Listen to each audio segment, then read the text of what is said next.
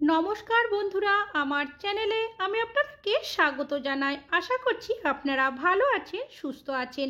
আমি আবারও চলে এসেছি আপনাদের কাছে কিছু ইউজফুল ভিডিও নিয়ে। আর এই ভিডিওতে আপনারা দেখবেন বেশ কিছু নতুন নতুন টিপস। তবে এই টিপসগুলো আপনারা এর আগে কখনো দেখেননি। তাছাড়াও এই টিপসগুলো যদি আপনারা ফলো করেন তাহলে সংসারের খরচ অনেকটাই কমে যাবে, মুশকিল কাজ অনেকটাই সহজ হয়ে যাবে। এমনকি এই টিপসগুলো যদি আপনারা করেন ফালতু খরচা হবে না।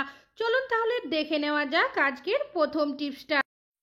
গ্যাস ওভেনে রান্নাবান্না কম বেশি আমরা প্রত্যেকেই করে থাকি, তবে রান্নাবান্না করার পর গ্যাস ওভেনের ওপরটা নোংরা হবে এটা কিন্তু স্বাভাবিকই। তবে গ্যাস ওভেনের ওপরটার সাথে সাথে নিচেটাও কিন্তু অনেকটাই নোংরা হয়ে যায়। অনেক সময় দেখা যায় ভাতের ফেনা পড়ে যায়, রুটি করার সময় আটা গুঁড়ো পড়ে যায়। তাছাড়াও চা করি বা দুধ গরম করি তখনও দেখা যায় অনেক সময় উতলে নিচের দিকে পড়ে যায়, এর ফলে নিচেটাও অনেকটাই নোংরা হয়ে যায়। তবে গ্যাস ওভেনটা যখনই আমরা পরিষ্কার করতে যাই অনেক সময় দেখা যায় গ্যাস ওভেনের মধ্যে যে 4টে রাবার লাগানো থাকে সেই রাবারগুলো কিচেন স্ল্যাবের মধ্যে এমনভাবে আটকে যায় আমরা কিন্তু গ্যাস ওভেনটাকে কোনোভাবেই টানতেও পারি না, এমনকি ওপর দিকে তুলতেও পারি না পরিষ্কার করার জন্য। তাছাড়াও রেগুলার গ্যাস ওভেন ব্যবহার করার পর অনেক সময় রাবারগুলো কেটেও যায়। তো তখন আপনারা কি করবেন, নিয়ে নেবেন 4টে জলের বোতলের ঢাকনা। এবার একটা ঢাকনা নিয়ে কি করব, গ্যাস ওভেনের নিচের দিকে যেখানে রাবারটা লাগানো থাকে তার মধ্যে এইভাবে করে দিয়ে দেব। একইভাবে আরও একটা ঢাকনা নিয়ে উল্টো সাইডেও আমি এইভাবে বসিয়ে দেব। বাকি যে দুটো ঢাকনা রয়েছে সেই দুটো আমি পিছনের দিকে একইভাবে বসিয়ে দিয়েছি। এবার যখনই আপনারা গ্যাস ওভেনের নিচেটা পরিষ্কার করবেন আর পরিষ্কার করার সময় এইভাবে করে কিন্তু গ্যাস ওভেনটাকে আপনারা টেনেও নিতে পারবেন, এমনকি ওপর দিকে খুব সহজে তুলতেও পারবেন। তাছাড়াও রেগুলার গ্যাস ওভেন ব্যবহার করার পর দেখবেন যে রাবার ব্যান্ডগুলো কেটে যায় অনেক সময়, সেটাও কিন্তু কাটবে না। আশা করছি আপনাদের এই টিপসটি অনেক বেশি কাজে আসবে। ভালো লাগলে লাইক করবেন। এখন চলে যাচ্ছি পরবর্তী টিপসে। আমি এখানে নিয়েছি বেশ কিছুটা পরিমাণের কমলা লেবুর খোসা। কমলা লেবু খাওয়ার পর কমলা লেবুর এই যে খোসাগুলো আমরা কিন্তু সকলে ফেলে দিই, কোনো কাজে ব্যবহার করি না।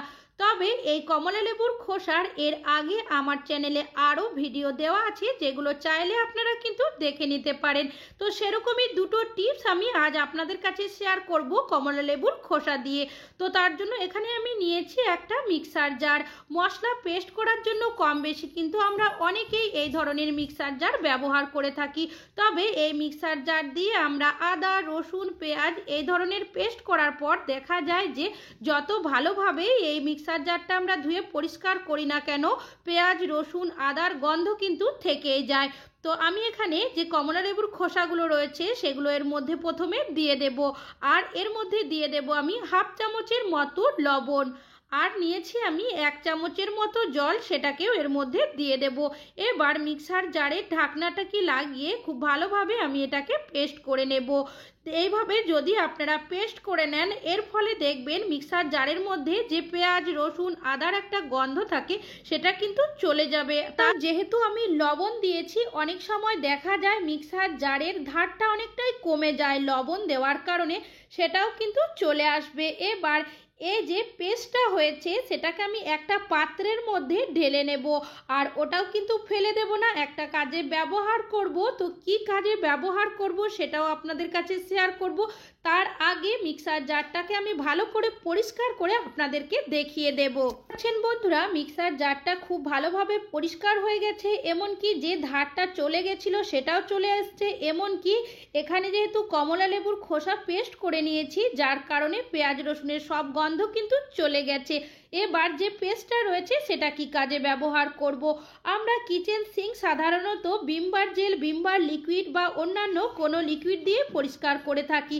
আবার অনেক সময় দেখা যায় যে কিচেন সিঙ্ক থেকে মাছ মাংস ধোয়ার কারণে একটা আষ্টে গন্ধও কিন্তু থেকে যায়। তো যে পেস্টটা ছিল সেই পেস্টটাকেই আমি কিচেন সিঙ্কের মধ্যে দিয়েছি। এবার একটা স্ক্রাবারের সাহায্যে আমি এই পেস্টটাকে এইভাবে করে কিচেন সিঙ্কের মধ্যে খুব ভালোভাবে ঘষে নেব। আর দেখতেই পাচ্ছেন খুব ভালোভাবে কিন্তু ঘষে নেওয়া হয়ে গেছে। যেহেতু কমলা লেবুর খোসার পেস্ট রয়েছে, যার কারণে আমরা এইভাবে পরিষ্কার করলে আষ্টে গন্ধ দেখবেন খুব সহজেই দূর হয়ে যাবে, এমনকি খুব ভালোভাবে কিন্তু পরিষ্কারও হয়ে যাবে। জল দিয়ে আমি আপনাদেরকে ধুয়ে দেখিয়ে দিচ্ছি। তাহলে বন্ধুরা আশা করছি আপনাদের এই টিপসটি অনেক বেশি কাজে আসবে।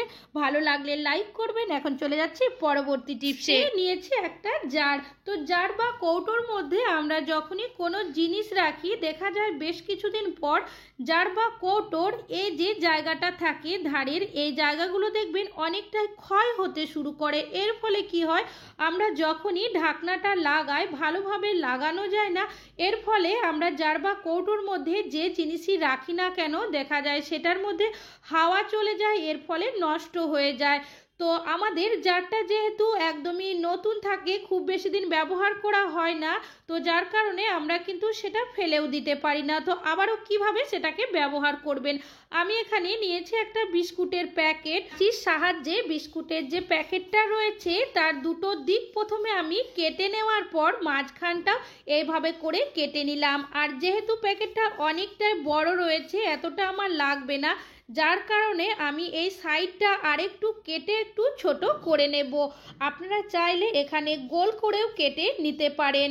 এবার এই প্যাকেটটাকে আমি কিভাবে ব্যবহার করব, এই যে জারটা রয়েছে তার মধ্যে আমি এই বিস্কুটের প্যাকেটটাকে এইভাবে করে দিয়ে ঢাকনাটাকে এইভাবে লাগিয়ে দেব।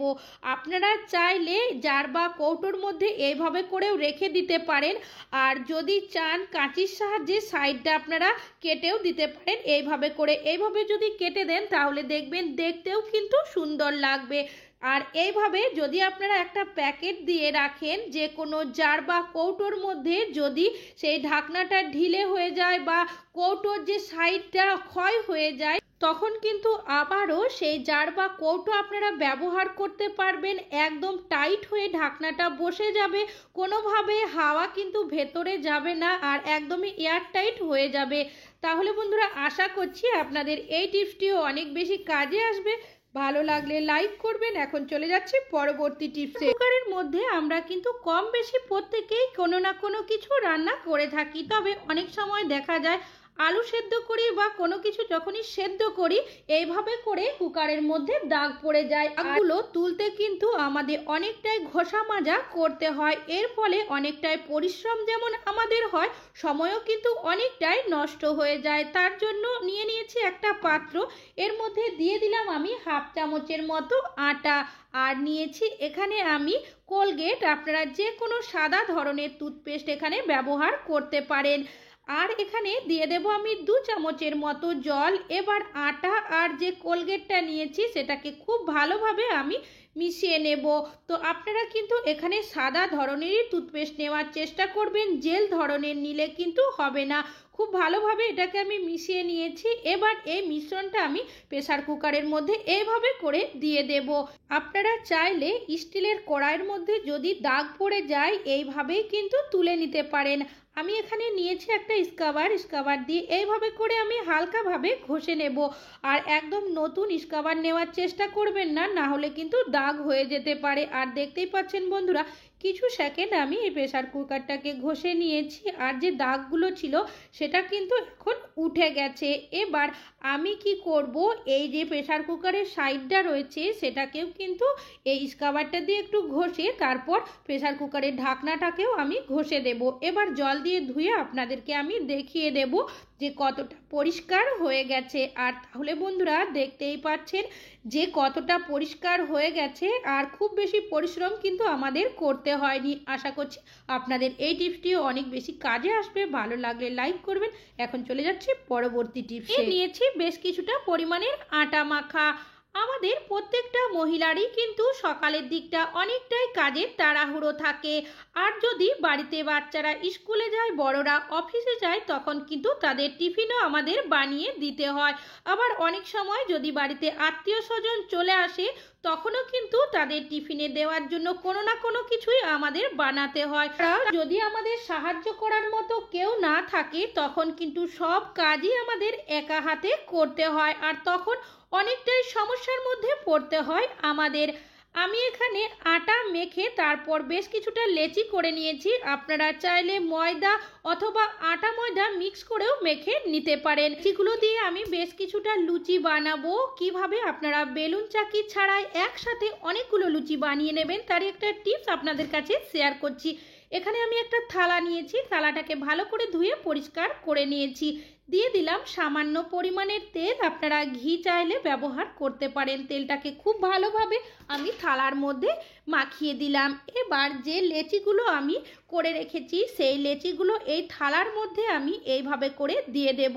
আর সামনে কিন্তু দেবেন না, একটু গ্যাপ রাখার চেষ্টা করবেন। আমি এখানে 4টে দিলাম, আপনারা চাইলে মাঝখানেও একটা দিয়ে দিতে পারেন। এবার হাতের মধ্যে আমি আরও সামান্য পরিমাণের তেল নিয়েছি, যেটা আরেকটা থালা নিয়েছি সেটাকে উল্টো দিকে এইভাবে করে আমি মাখিয়ে দিলাম। এবার এই যে থালাটা রয়েছে আমি এর ওপরে এইভাবে করে বসিয়ে চাপ দিয়ে এইভাবে করে থালাটাকে কিছু সেকেন্ড ঘুরিয়ে নেব। এইভাবে করে কিছুক্ষণ করার পর আমি এখানে নিয়েছি একটা প্লেট, আপনারা চাইলে বাটিও নিতে পারেন। আমি এইভাবে করে কাজটি করে নেব। আর কিভাবে করছি সেটা ভালোভাবে দেখলেই কিন্তু আপনারা বুঝতে পারবেন। তো একটু চাপ দিয়ে দেবেন যাতে করে আপনাদের কাজটি করতে আরও সুবিধা হয়। এবার হালকা করে আমি এই থালাটাকে ওপর থেকে তুলে নেব। আর দেখতেই পাচ্ছেন বন্ধুরা কতটা সহজে একসাথে আমরা এই লুচিগুলো বানিয়ে নিতে পারলাম। আর দেখলে কিন্তু কেউ বুঝতেও পারবে না যে বেলুন চাকি ছাড়া আমরা দুটো থালার সাহায্যে বেলে নিয়েছি। আশা করছি আপনাদের এই টিপসটি অনেক বেশি কাজে আসবে। আর আপনারা যদি ভাবেন এই লুচিগুলো ভালোভাবে ফুলবে না, তাহলে কিন্তু আমি আপনাদেরকে এই লুচিগুলো ভেজেও দেখিয়ে দিচ্ছি। আর তেলটা কিন্তু ভালো মতো গরম হয়ে গেছে, এর মধ্যে আমি লুচি দিয়ে দিয়েছি। আর দেখতেই পাচ্ছেন বন্ধুরা যে লুচিটা কতটা সুন্দর ফুলেছে, এমনকি কতটা সুন্দর হয়েছে। এইভাবে করে লুচি ভেজে খাবেন তা কিন্তু নয়, হাতে সময় না থাকলে, সাহায্য করার মতো কেউ না থাকলে এইভাবে কাজটি করে নিতে পারেন। আশা করছি এই টিপসটা আপনাদের অনেক বেশি কাজে আসবে। লাইক করবেন। এখন চলে যাচ্ছি পরবর্তী টিপসে। প্রেসার কুকারে কম বেশি কিন্তু আমরা প্রত্যেকেই কোনো না কোনো কিছু রান্না বান্না করে থাকি। তবে যে কোনো জিনিস রান্না করার পর প্রেসার কুকারটা কিন্তু অনেকক্ষণ গরম থাকে। তবে এই গরম প্রেসার কুকারটাকে আপনারা আবারও কিভাবে কাজে ব্যবহার করে নেবেন তার একটা টিপস আপনাদের কাছে শেয়ার করব। চলুন তাহলে দেখে নেওয়া যাক। আমাদের বাড়িতে বাচ্চারা স্কুলে যায়, বড়রা অফিসে যায়, তাছাড়াও অনেক সময় আমাদের বাড়িতে কোনো না কোনো আত্মীয় স্বজন চলে আসে। আর তখন কিন্তু তাদের টিফিনের জন্য আমাদের কোনো না কোনো কিছু করে দিতে হয়। তো আমরা এখানে বেশ কিছুটা লুচি বেলে নিয়েছি। আপনারা আপনাদের যেভাবে ইচ্ছা লুচিগুলো বেলে নিতে পারেন। এবার যে গরম প্রেসার কুকারটা রয়েছে তার মধ্যে কি করব, এই যে লুচিগুলো এইভাবে করে আমি দিয়ে দেব। তাহলে বন্ধুরা দেখতেই পাচ্ছেন যে কাজটি আমি কিভাবে করে নিচ্ছি। এইভাবেই আমি 3টে লুচি প্রেসার কুকারের মধ্যে দিয়ে দিলাম। যেহেতু প্রেসার কুকারটা অনেকটাই গরম আছে, নিচেটা কিন্তু একটু শুকিয়ে আসবে। কিছু সেকেন্ড রাখার পর এইভাবে করে আমি আবারও একবার উল্টে দেব। কিছুক্ষণ যখন রাখা হয়ে যাবে নিচেটাও কিন্তু একটু শুকিয়ে আসবে। এবার এই লুচিগুলো আমি একটা প্লেটের মধ্যে তুলে নেব। আপনারা যদি এইভাবে করে প্রেসার কুকারের মধ্যে দিতে না চান, সেক্ষেত্রে আপনারা যখন ভাত রান্না করবেন, ভাত রান্নার ওপরে যে থালা বা প্লেটটা আপনারা দিয়ে রাখেন, লুচি বেলার পর একইভাবে লুচিটাকে কিছুক্ষণ রেখে দেবেন। আর আবারও এই লুচিটাকে একটু পর উল্টে নেবেন। এতেও দেখবেন আপনাদের লুচিটা কিন্তু অনেকটাই শুকিয়ে আসবে। এবার এই লুচিটাকেও আমি এখান থেকে প্লেটের মধ্যে নিয়ে নেব। এখন ঠান্ডা করে নেবেন, তারপর নিয়ে নেবেন কোনো কন্টেনার বা এয়ারটাইট বক্স। আর নিয়েছি এখানে আমি একটা পেপারের টুকরো, তো পেপারটাকে একটু গোল করে কেটে নিয়েছি। এবার খুব ভালোভাবে পেপারটাকে আমি এর মধ্যে বিছিয়ে দিয়েছি। এবার যে লুচিগুলো আমি করে রেখেছি রেডি, সেগুলো এর মধ্যে আমি দিয়ে দেব। এবার ওপর থেকে আরও একটা পেপার আমি গোল করে কেটে নিয়েছি, সেটাকে এর মধ্যে আমি এইভাবে দিয়ে দেব। এবার এটাকে আমরা কি করব, তাড়াহুড়ো থাকলে বা বাড়িতে যদি আত্মীয় স্বজন আসার থাকে, আগের দিন কিন্তু আপনারা এইভাবে করে লুচি বানিয়ে ফ্রিজের মধ্যে স্টোর করে রেখে দিতে পারেন। আর এইভাবে করে আমি একদিন পর আপনাদেরকে দেখাচ্ছি, আপনারা 3 থেকে 4 দিন কিন্তু স্টোর করে রাখতে পারেন। তবে অবশ্যই পেপার দিয়ে রাখারই চেষ্টা করবেন। এই লুচিগুলো আপনাদেরকে ভেজে দেখিয়েও দেব যে ঠিকঠাকভাবে হচ্ছে কিনা। তার জন্য কড়াইয়ে তেল গরম করতে বসিয়ে দিয়েছি। এবার এই যে লুচিগুলো আমি তেলের মধ্যে দিয়ে দিলাম। আর দেখতেই পাচ্ছেন বন্ধুরা যে কতটা সুন্দর লুচিটা কিন্তু ফুলতে শুরু করেছে। সময় যে এইভাবে লুচি বানিয়ে খাবে তা কিন্তু নয়। যদি কাজের তাড়াহুড়ো থাকে, বাড়িতে আত্মীয় স্বজন আসার থাকে বা সাহায্য করার মতো কেউ না থাকে, তখন কিন্তু এইভাবে করে আপনারা লুচি বানিয়ে নিতে পারেন। আশা করছি এই টিপসটা আপনাদের অনেক বেশি কাজে আসবে। ভালো লাগলে লাইক করবেন। আজকে এখানেই